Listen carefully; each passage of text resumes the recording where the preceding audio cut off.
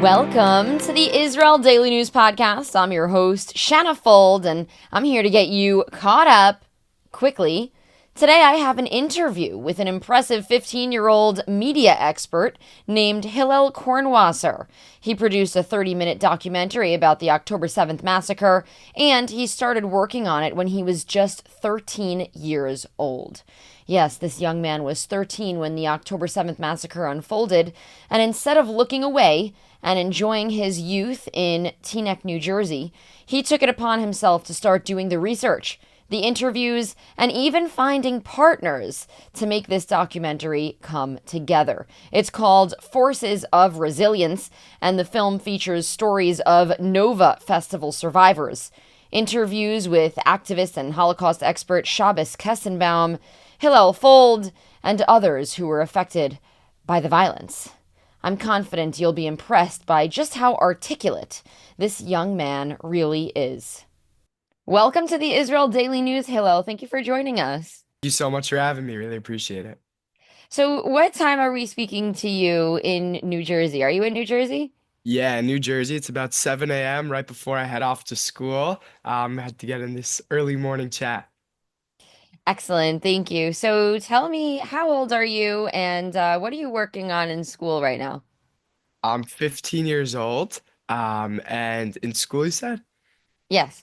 In school right now, doing a lot of regular learning as a regular 15-year-old, Talmud and different stuff throughout, social studies, regular English studies, and in my extra time, I spend a lot of time doing stuff for Israel.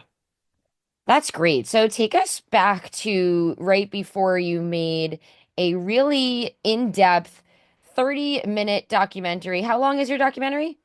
It's about 30 minutes. Okay, just checking on that. So about 30-minute documentary that you made about October 7th. You were 13 years old when you began your research for it, which is a very, very young age to get your feet wet in media, but it was also a very young age to be exposed to such difficulty in terms of anti-Semitism, anti-Zionism, and just outright bloodshed and violence. How was that experience for you as a 13-year-old being exposed to such horrific stories? Yeah, Shauna, so throughout while I was making the process, it really started. I'll take you back to October 7th of last year, really when everyone's story in this began. I was sitting with my friends in shul and synagogue, and I went out a little bit and to take a little break, and one of my friends came up to me and said, there's crazy fighting happening in Israel, there's bombs, all that stuff. I was 13 years old at the time. So my first question turned to is my brother that's in yeshiva in his gap year in Israel. Okay, that was the main concern that I had. He said, yeah, it's not in that area. So I said, okay, that's all I needed to know. That afternoon unfolded as a regular afternoon as a teenage boy, playing basketball, hanging out with friends in my house. And then a couple days later, in New York, out of town, out of Jerusalem, we keep 2 days. So on the evening of October 8th, when we really found out the magnitude of the attack, the numbers that we were seeing were unfathomable, and it really just there was so much shock in me. I like didn't really process what was happening.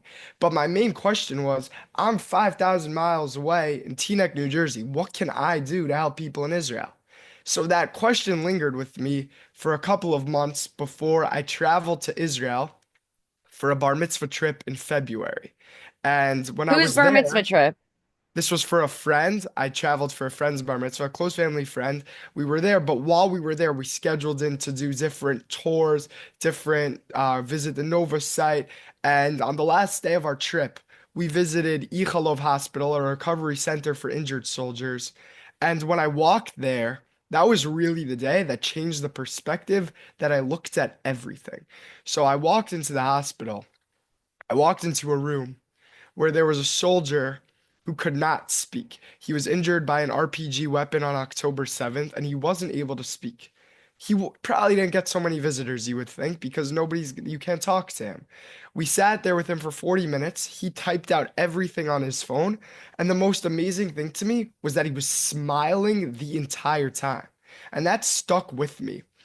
So we communicated with him by texting with him, but while we were sitting in the room, we left, gave him a hug, and walked away. But that feeling lingered with me. That feeling of inspiration that this man who experienced the worst day of his life was able to smile again after being stuck in a hospital for a bunch of months. That was something that stuck with me.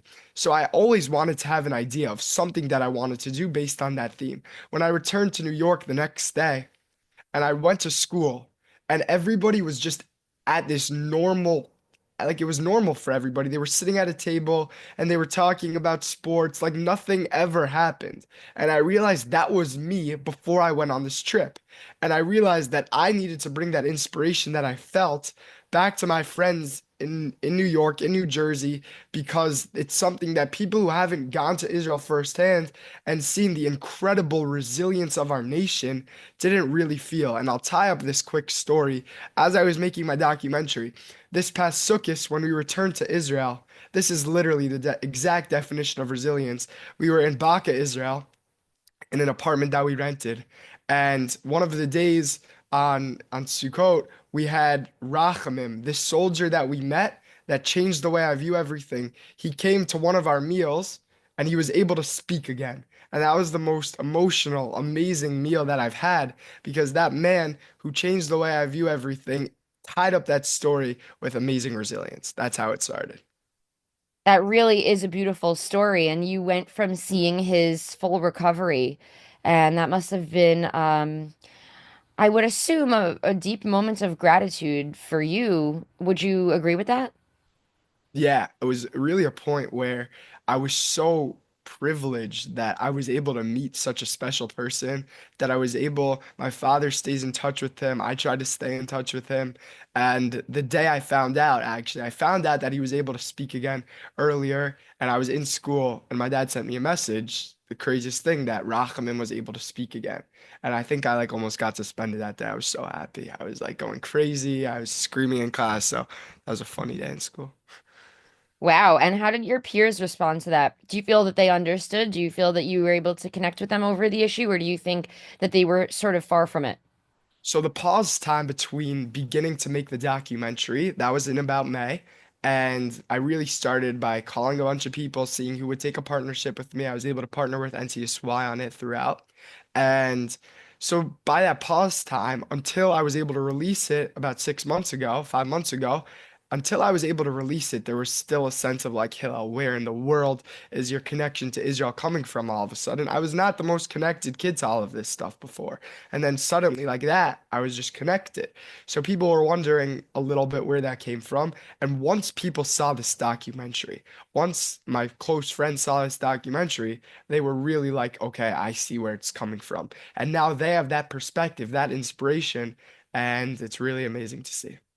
So, Hillel, you created a documentary about 30 minutes long about October 7th. And throughout this documentary, you wove in individual stories and you showed footage of different sites where the massacre took place. You also interviewed a couple of major voices here in Israel. What was your through line for this documentary? What was your intention? What did you want to highlight? There were so many stories, and this story of October 7th was so big. What was your intention with your 30-minute documentary? I felt it was really important to take a moment and think as wide as possible.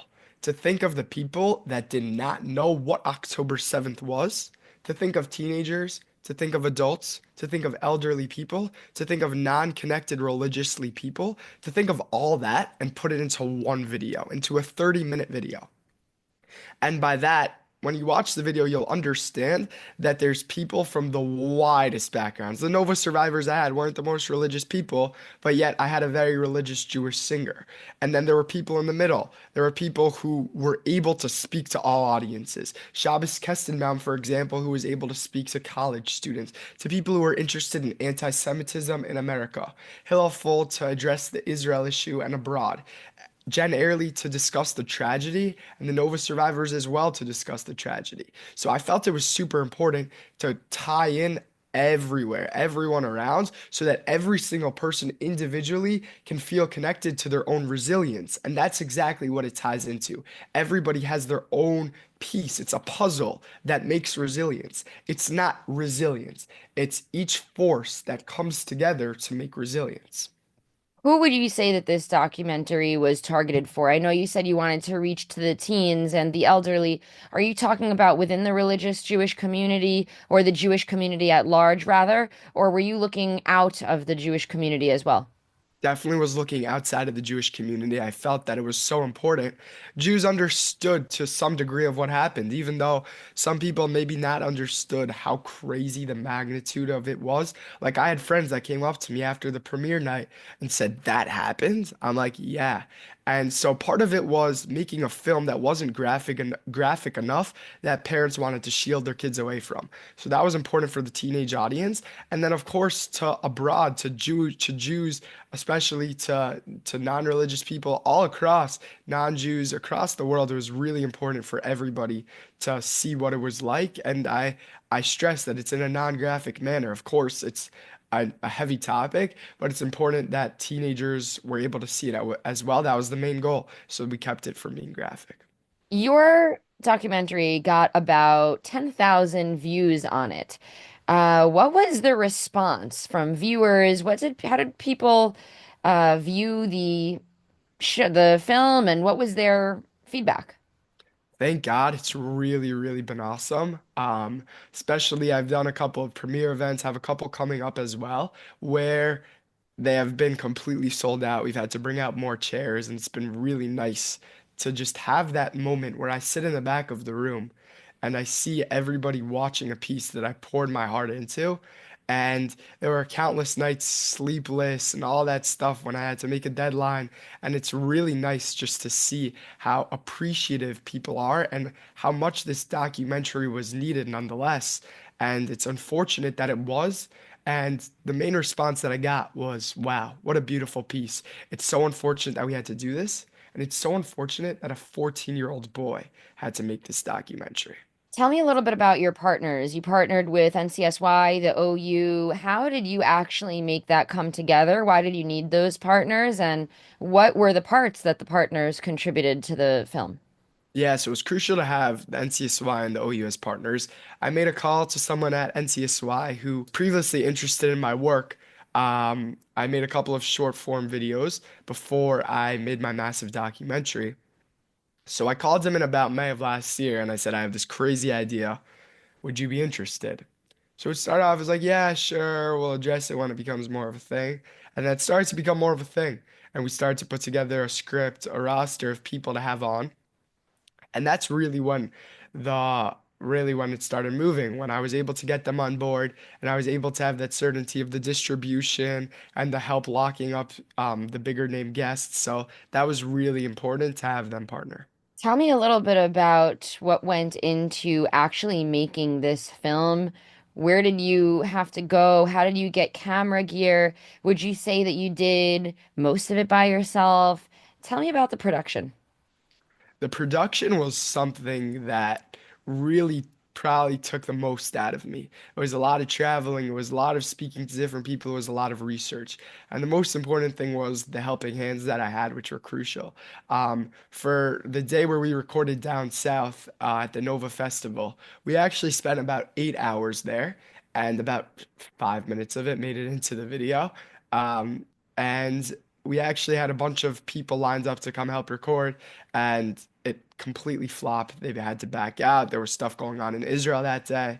It was really hard for them to make it. So I had my brother and my father who were behind the camera and mic, and that was really key to being able to have such a helpful, such a caring family that they were able to support me throughout this. So besides the partnership with NCSY and the OU, the thing that's not highlighted as much is it's impossible for a 15-year-old, a 14-year-old boy to produce a documentary without 125% support from his family. I had a lot of absences from schools. I had a lot of days where my parents just had to be like, okay, you have a deadline coming up. We have to hit this so you could stay home from school or we'll pick you up early. And that was so important to have such a caring family throughout this.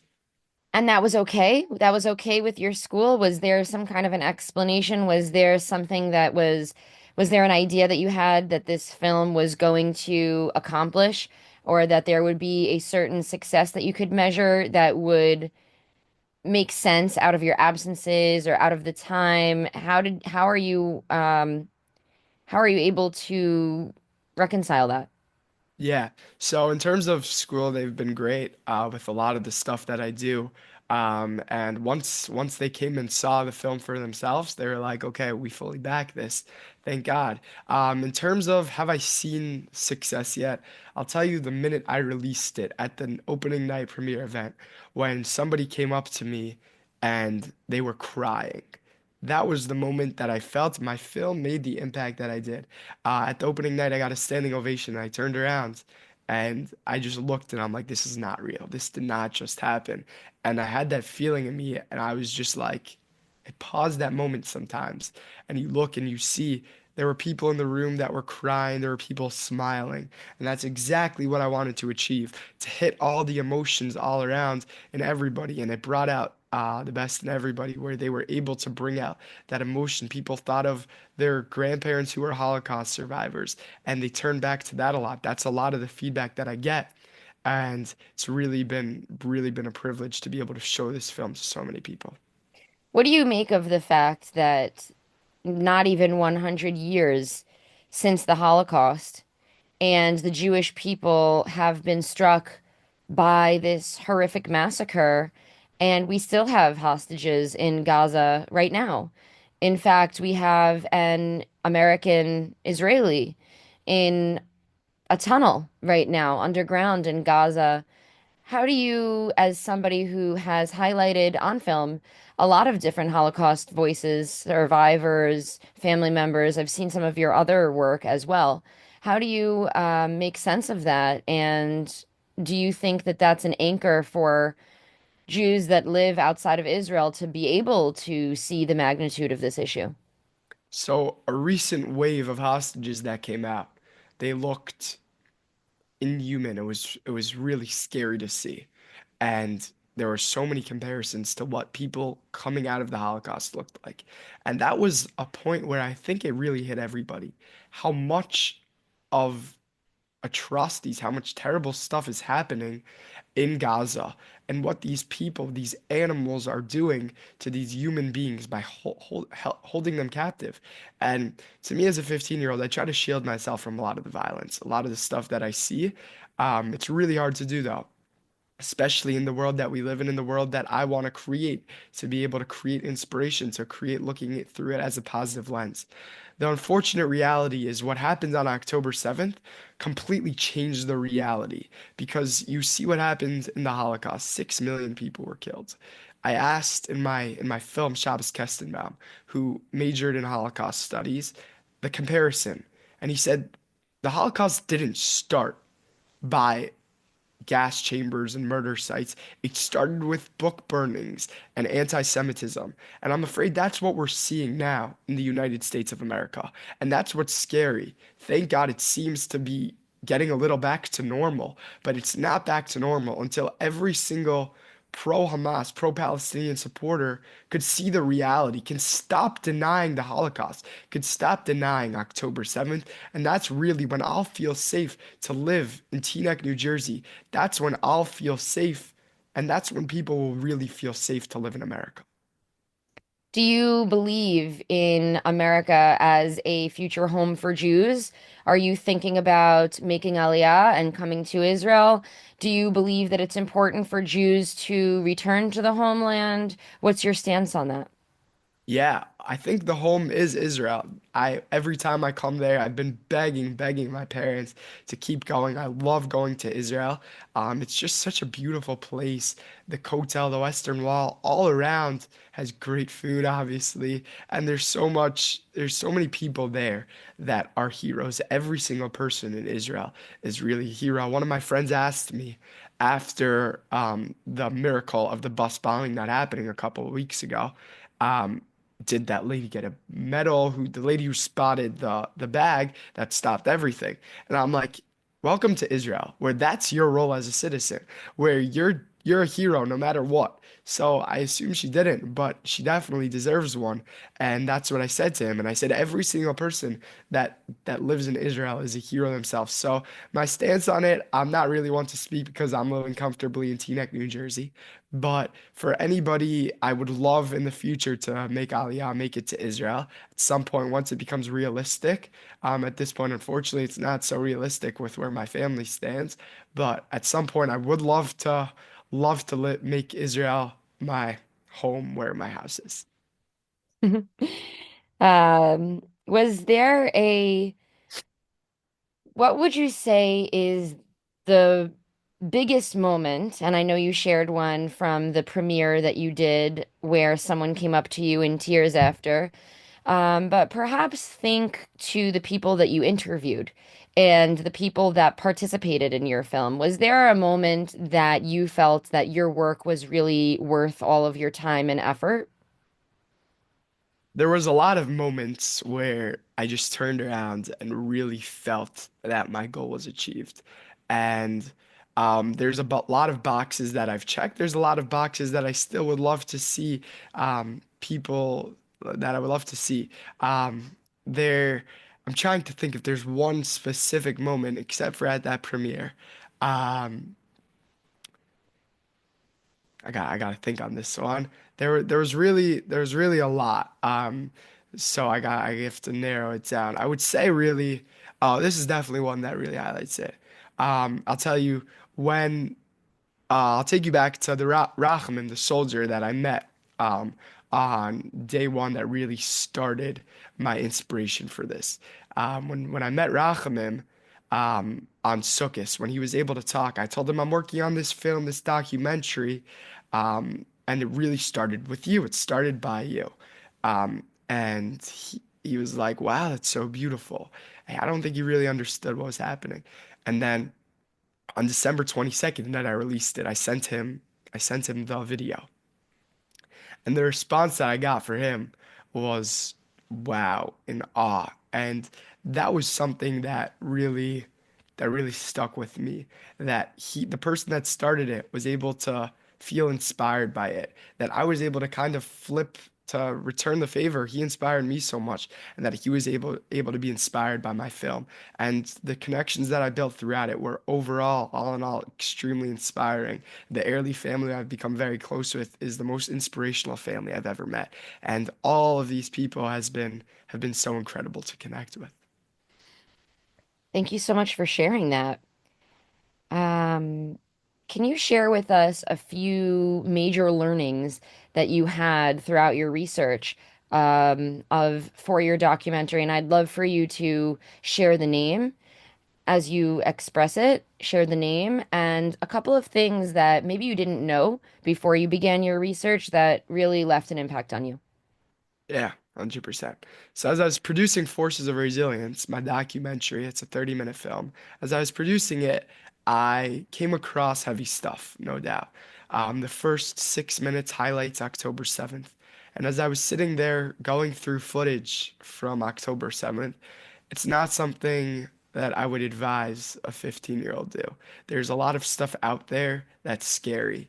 And as I was going through it, I had to just take a walk, take a break from what I was doing, from making the film because there was so much heavy stuff in detail there. So that was A of my research.